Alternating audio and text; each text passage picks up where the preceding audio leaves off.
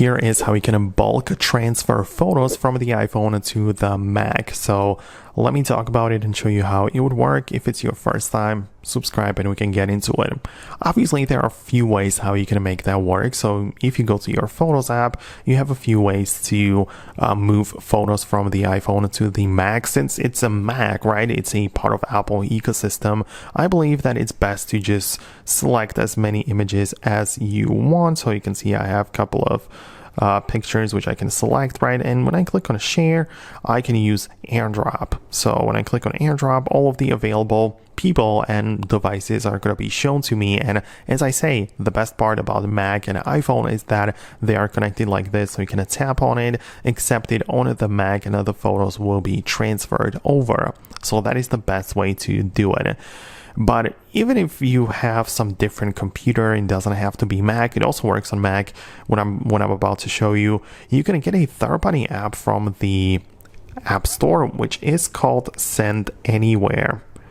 Right, and it is an app which allows you to connect literally any platforms, and I think it's a great app. So once you have the app installed, you can tap on your photos, click on share, and instead of using the Airdrop, you can as well use this other service, which is right here.